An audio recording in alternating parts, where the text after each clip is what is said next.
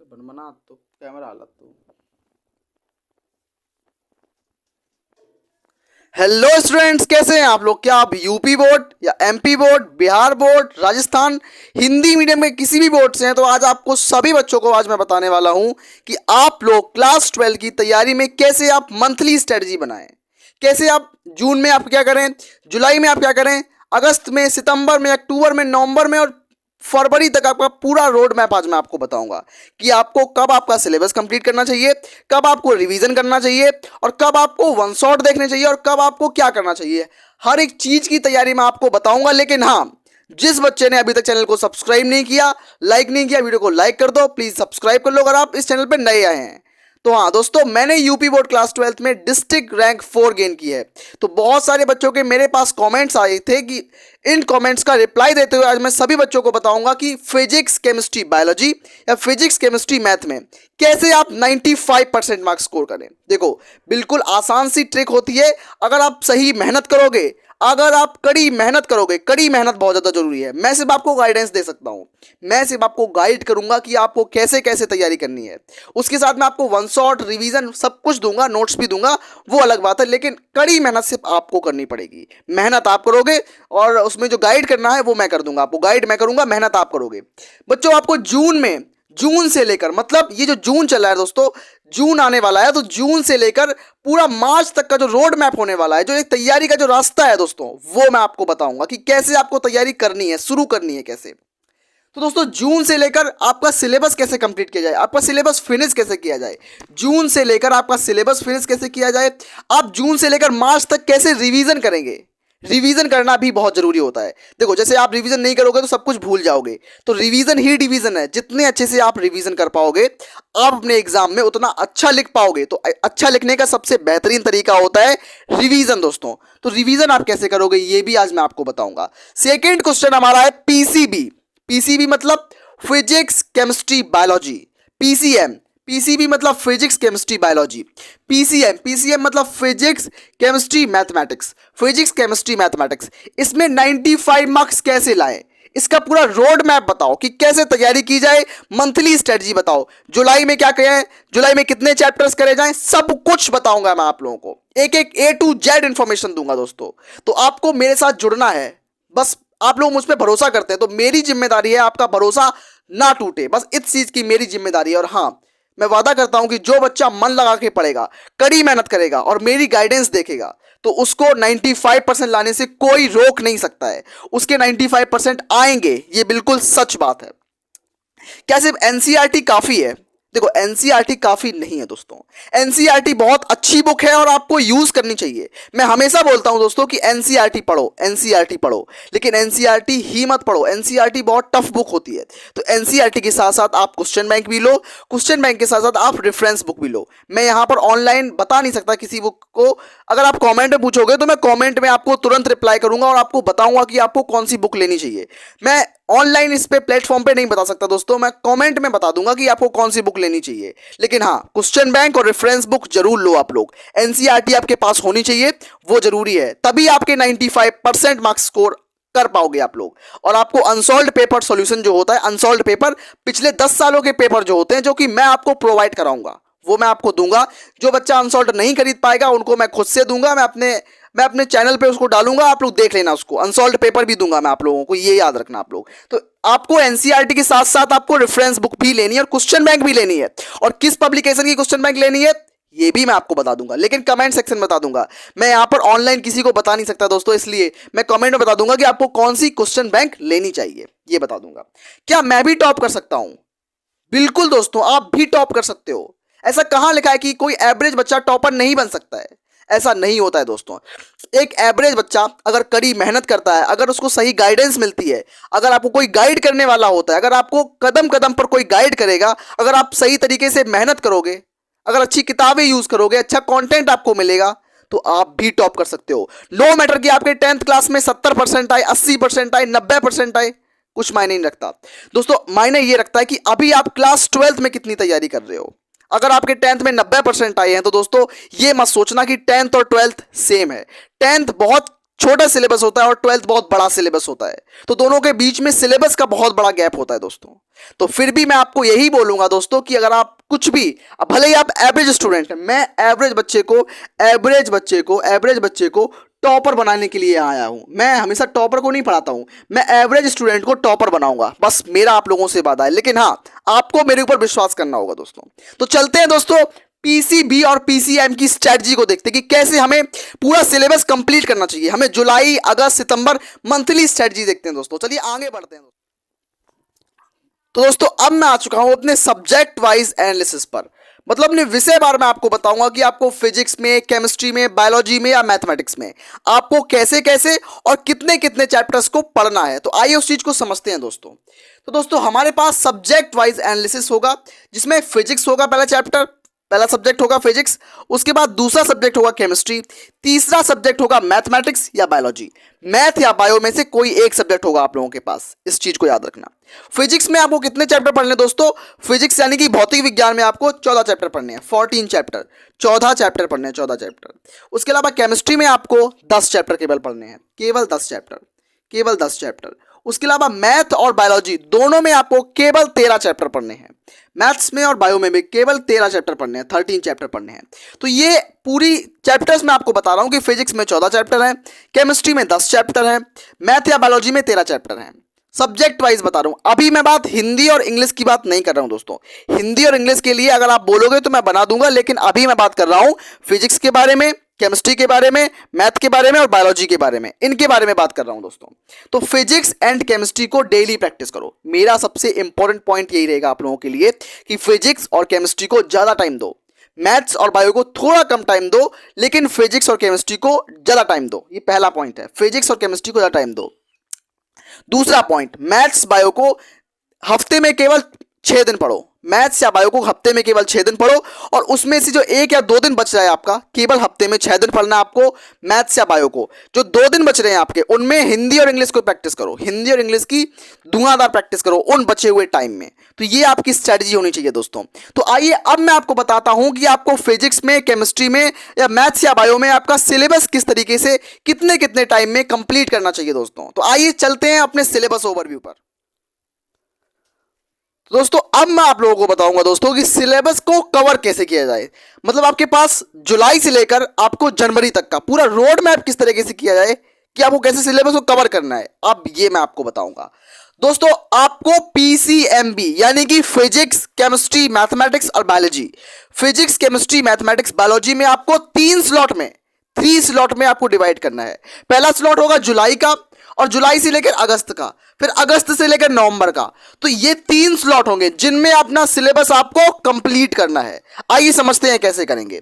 जुलाई में आपको क्या करना है, फिजिक्स के अंदर, केमिस्ट्री के अंदर, बायोलॉजी या मैथ्स के अंदर। तो आपको जुलाई के अंदर फिजिक्स में 4 चैप्टर पढ़ लेने हैं। आपके टोटल 14 चैप्टर हैं और 14 में से 4 चैप्टर आपको फिजिक्स में पढ़ लेने हैं, 4 चैप्टर। उसके बाद केमिस्ट्री के अंदर आपको 3 चैप्टर पढ़ लेने हैं, 3 चैप्टर्स। मैथ या बायो के अंदर आपको 4 चैप्टर पढ़ लेने हैं जुलाई के अंदर, याद रखना उस चीज को। और इनका रिवीजन भी करते चलना, आप लोग रिवीजन करते जाओगे तो आपको फायदा मिलेगा। तो रिवीजन भी इसके साथ साथ आप करते रहना। अगस्त में आपको फिजिक्स में 7 से लेकर 8 चैप्टर, 7 to 8 चैप्टर्स आपको कंप्लीट कर लेने हैं। उसके बाद आपको केमिस्ट्री में, सी मतलब केमिस्ट्री में आपको 6 से लेकर 7 चैप्टर कंप्लीट कर लेने हैं। टोटल केमिस्ट्री के अंदर 10 चैप्टर हैं, आपको 6 से 7 चैप्टर कंप्लीट कर लेने हैं अगस्त तक। मैथ या बायो में आपको 7 चैप्टर कंप्लीट कर लेने हैं, ठीक है, अगस्त। उसके बाद सितंबर, अक्टूबर, नवंबर के बीच में, सितंबर, अक्टूबर, नवंबर में आपको कंप्लीट सिलेबस कर लेना है अपना। मतलब नवंबर आते आते आपको फिजिक्स, केमिस्ट्री, मैथ्स या बायो में आपका सिलेबस कंप्लीट हो जाना चाहिए। ये सबसे बड़ी स्ट्रैटेजी होती है दोस्तों। तो ये पूरा ओवरव्यू मैंने बताया कि आपको सिलेबस कैसे कंप्लीट करना है। और आते आते आपको ये भी जान लो कि हाफ ईयरली एग्जामिनेशन आपको देना है और उसमें अपनी तैयारी को जांचना है कि आप किस जगह पर लैग कर रहे हैं, आप कौन से क्वेश्चन गलत कर रहे हैं, कौन से टॉपिक आपके कमजोर हैं और किन टॉपिक पर आपको काम करने की जरूरत है। तो इसको एनालाइज करोगे आप हाफ ईयरली एग्जाम से, हाफ ईयरली अर्धवार्षिक परीक्षा दो। उसके बाद प्री बोर्ड एग्जामिनेशन क्या होता है, बोर्ड से जाने, बोर्ड एग्जाम देने से पहले एक एग्जाम होता है जिसका नाम होता है प्री बोर्ड एग्जामिनेशन। बोर्ड से पहले का एग्जाम होता है। इसमें हम अपनी तैयारी को जांचते हैं कि हम कहां गलती कर रहे हैं, एग्जाम दिया कैसे जाता है, कौन से टॉपिक्स हमारे वीक हैं, उनको समझने के लिए एक एग्जाम होता है प्री बोर्ड एग्जामिनेशन। उसमें अच्छा परफॉर्म करो, प्री बोर्ड को सीरियस मोड में लो, प्री बोर्ड को हल्के में मत लेना दोस्तों, प्री बोर्ड को एक सीरियस लेना और समझना कि आप कहां पर कमजोर हैं, इस चीज को समझना दोस्तों। तो बढ़ते हैं अपने फिजिक्स, केमिस्ट्री, मैथमेटिक्स और बायोलॉजी के one by one separately chapter को समझने के लिए। तो चलिए आगे बढ़ते हैं दोस्तों। फिजिक्स, केमिस्ट्री, मैथमेटिक्स, बायोलॉजी, इन सभी के बारे में बताऊंगा कि इनमें आपको क्या क्या एफर्ट्स देने हैं, मतलब एक्स्ट्रा एफर्ट्स क्या देने हैं जिससे आप बोर्ड 2026 की परीक्षा में 95 प्लस स्कोर करके आ पाए। मेरे पास आपको मोटिवेशन देने के लिए सील्ड है दोस्तों। आप इस सील्ड को देखो और अपने अंदर एक मोटिवेशन लाओ कि आपको भी इस सील्ड को लेना है, आप लोग भी इस सील्ड को लोगे अगर आप प्रैक्टिस करोगे, पढ़ाई करोगे। मैं जो बताऊंगा ना वो 100% ऑथेंटिक होगा दोस्तों। मैं आपको बता दूं दोस्तों कि मैं कोई बहुत बड़ा टीचर नहीं हूं, मैं किसी का प्रमोशन नहीं कर रहा हूं, मैं एक छोटा सा बस आपका भैया हूं जो कि आपको गाइड करना चाहता हूं। मैं कोई बहुत बड़ा टीचर नहीं हूं, मैं बहुत बहुत सुपर इंटेलिजेंट भी नहीं हूं, मैं बिल्कुल नॉर्मल सा टीचर हूं। हाँ, जो बच्चे 11th और 12th की तैयारी कर रहे हैं, स्पेशली क्लास 12th वाले बच्चे, और यूपी बोर्ड, हिंदी मीडियम से किसी भी बोर्ड से हो आप, एमपी बोर्ड हो, राजस्थान बोर्ड हो, यूपी बोर्ड, मैं सभी बच्चों को उतना बता सकता हूं कि आप अपने बोर्ड में टॉप कर पाओगे। बिल्कुल, मैं, आप विश्वास करोगे मेरे ऊपर तो मेरी जिम्मेदारी आपसे ज़्यादा हो जाती है कि आपका विश्वास टूटे ना। मेरा भरोसा आपके साथ है। तो दोस्तों अगर आप मेरे से भरोसा करते हो तो मैं बिल्कुल आपका ट्रस्ट कभी टूटने नहीं दूंगा। अभी तो बस ट्रेलर है, जुलाई से जो पूरी पिक्चर है वो जुलाई से स्टार्ट करूंगा। मैं आपको वन शॉट्स भी दूंगा, रिवीजन भी कराऊंगा, सारे प्रीवियस ईयर क्वेश्चन जो पिछले सालों में क्वेश्चन आए होते हैं ना, 10 सालों में क्वेश्चन आए होते हैं वो कराऊंगा। उसके बाद मैं आपको बताऊंगा कि हैंड राइटिंग कैसे सुधारें, अच्छी पेन कौन सी होती है, अच्छी बुक कौन सी होती है, कॉपी को कैसे प्रेजेंट किया जाए, कॉपी रिप्रेजेंटेशन सिखाऊंगा आप लोगों को। मैं आपको पूरा, मैं सब कुछ आपका पूरा कॉन्सेप्ट बताऊंगा कि क्या क्लास 12th में करना चाहिए और क्या नहीं करना चाहिए दोस्तों। तो आप लोग मुझे एक भैया समझ के मुझसे क्वेश्चन पूछो कि जो भी आपको डाउट आ रहा है ना तुरंत पूछो, मैं आपका तुरंत सॉल्यूशन बताऊंगा दोस्तों। अब मैं बताऊंगा आपको फिजिक्स के बारे में, केमिस्ट्री के बारे में, मैथ या बायोलॉजी के बारे में। तो फिजिक्स में क्या होता है दोस्तों, फिजिक्स में सबसे पहले आपको एनसीईआरटी पढ़नी पड़ेगी, एनसीईआरटी के क्वेश्चन लगाने पड़ेंगे, न्यूमेरिकल से, स्पेशली न्यूमेरिकल लगाने पड़ेंगे। लेकिन न्यूमेरिकल लगाने से सिर्फ काम नहीं चलेगा दोस्तों, आपको एनसीईआरटी के साथ साथ रेफरेंस बुक भी लेनी पड़ेगी। आप कौन सी रेफरेंस बुक लें, क्वेश्चन बैंक कौन सी लें, तो दोस्तों इसके बारे में भी मैं बताऊंगा, लेकिन मैं कमेंट में बता पाऊंगा। मैं किसी को ऑनलाइन प्रचार नहीं करता दोस्तों, इसलिए मैं किसी पब्लिकेशन का प्रमोशन नहीं करता हूं, इसलिए आप मुझसे कमेंट सेक्शन में आपको बता सकता हूं, लेकिन यहाँ दोस्तों मेरी मजबूरी है, मैं नहीं बता पाऊंगा यहाँ पे। तो एनसीईआरटी आप पढ़ो, उसके साथ आप रेफरेंस बुक लो, क्वेश्चन बैंक लगाओ और चैप्टर वाइज पीवाईक्यू करो। पीवाईक्यू क्या होते हैं, प्रीवियस ईयर क्वेश्चन, जो पिछले सालों में क्वेश्चन आते हैं ना उनको बोलते हैं पीवाईक्यू, यानी कि प्रीवियस ईयर क्वेश्चन बोलते हैं उनको, जो पिछले सालों में आते हैं। NCERT plus reference book plus chapter wise PYQs, तो इन तीन चीजों को करोगे आप अपना फिजिक्स में। और मैं जो कराऊंगा, इंपॉर्टेंट क्वेश्चंस कराऊंगा, वन शॉट लाऊंगा, रिवीजन लाऊंगा। अगर उन सब चीजों को आप तैयार कर लेते हो दोस्तों तो 95 प्लस मार्क्स, 95 प्लस मार्क्स आपके कहीं नहीं गए, आपको 95 प्लस मार्क्स बिल्कुल आसानी से स्कोर कर पाओगे। अब आते हैं केमिस्ट्री के ऊपर। तो केमिस्ट्री यानी कि रसायन विज्ञान। देखो रसायन विज्ञान को आप लोग रटेंगे नहीं। रसायन विज्ञान में क्या होता है, सबसे पहले न्यूमेरिकल्स आते हैं, न्यूमेरिकल के साथ थ्योरी आती है, थ्योरी के साथ आते हैं इसमें कुछ ना कुछ रिएक्शंस, 35 मार्क्स की रिएक्शन आती है, 35 नंबर की रिएक्शन आती है। और अगर आप रिएक्शन को अच्छे से समझ नहीं पाते हो तो क्या दिक्कत है, क्या प्रॉब्लम आपकी रिएक्शन को समझने में, वो मुझे बताओगे कि भैया मैं रिएक्शन को समझ नहीं पाता हूं, या रिएक्शन को समझ लेता हूं लेकिन उसको खुद से नहीं बना पाता हूं, या रिवीजन नहीं कर पाता हूं, या याद नहीं रख पाता हूं। कोई भी प्रॉब्लम हो आप मुझे तुरंत बताओगे, मैं उसका सॉल्यूशन आपको बताऊंगा कि रिएक्शन को कैसे लिखते हैं, कैसे बनाते हैं, कैसे उसको याद करते हैं। और हाँ, नेम रिएक्शन बहुत जरूरी होती है केमिस्ट्री में, तो नेम रिएक्शन को बनाना भी सिखाऊंगा और कैसे की जाती है नेम रिएक्शन ये भी बताऊंगा मैं आप लोगों को। तो दोस्तों आपको एनसीईआरटी इसमें भी पढ़नी है, लेकिन एनसीईआरटी काफी नहीं है। एनसीईआरटी के साथ साथ आपको रेफरेंस बुक भी पढ़नी है और रेफरेंस बुक के साथ साथ आपको क्वेश्चन बैंक भी खरीदनी है। आप क्वेश्चन बैंक कौन सी खरीदेंगे ये आपको मैं बता दूंगा, लेकिन कमेंट में बता पाऊंगा दोस्तों, मैं यहाँ ऑनलाइन नहीं बता पाता। और चैप्टर वाइज पीवाईक्यूज भी करने, चैप्टर वाइज कर लो या टॉपिक वाइज कर लो। जैसे कि कूलाम का नियम आपने पढ़ा, या विद्युत क्षेत्र आपने पढ़ा, या गाउस का नियम आपने पढ़ा, तो उनको उठाओ, उन पे पिछले सालों में आए हुए क्वेश्चन को करो, पीवाईक्यूज करो, प्रीवियस ईयर क्वेश्चन करो दोस्तों, पास्ट 10 ईयर के, पिछले 10 सालों के अगर कर लोगे ना तो बिल्कुल आपके 90 प्लस मार्क्स कोई रोके नहीं है। 90+ मार्क्स आसानी से आ जाएंगे अगर आप PYQs पास 10 ईयर्स के कर लेते हैं दोस्तों। तो बस इतना है, टॉप चैप्टर वाइज कर लो और टॉपिक वाइज PYQs इसमें भी कर लो, टॉपिक वाइज टॉपिक ले लेके कर लो। उसके अलावा मैथमेटिक्स और बायोलॉजी में क्या करें, तो दोस्तों NCERT पढ़ो सबसे पहले, NCERT इसमें भी पढ़नी है। मैथमेटिक्स में क्या होता है, उसमें एग्जाम्पलर्स भी लगा लो आप, NCERT एग्जाम्पलर्स भी लगा लो। और बायोलॉजी में क्या करो, बायो में सिर्फ और सिर्फ NCERT, बायो में कोई रेफरेंस बुक मत लो, ओनली NCERT लो। NCERT से काम 100% हो जाएगा आप लोगों का। बायो के लिए प्योर NCERT आपको पढ़नी है। उसके अलावा इसमें टॉपिक वाइज PYQs कर लो, मतलब छोटे छोटे टॉपिक उठाओ और उनके PYQs कर लो दोस्तों। तो ये पूरा कॉन्सेप्ट मैंने आज आप लोगों को बताया कि फिजिक्स की तैयारी कैसे करें, केमिस्ट्री की तैयारी कैसे करें, बायोलॉजी या मैथ की तैयारी कैसे करें। मेरा इंटेंशन आप लोगों को है कि मैं आपके सारे डाउट्स क्लियर कर दूं, लेकिन इस छोटी सी क्लास में इतना संभव नहीं हो पाता कि मैं आपके सारे डाउट्स क्लियर कर पाऊं। और लाइव क्लास, हाँ दोस्तों मैं आपको एक बात बताना चाहूँगा, एक सेकंड रुकना आप लोग, कि लाइव क्लास की मैं बंदोबस्त क्यों नहीं कर पा रहा हूँ जून से। देखो दोस्तों कि अभी यहाँ मैं गांव में रहता हूँ, तो गांव में थोड़ी प्रॉब्लम आ रही है वाईफाई कनेक्शन की। लाइव क्लास के लिए मुझे वाईफाई चाहिए होगा, तो यहाँ पर गाँव में वाईफाई नहीं लग पा रहा है। अभी मैंने ऑनलाइन किया है वाईफाई, उसके लिए मुझे लगभग 15 से 20 दिन लग जाएंगे दोस्तों।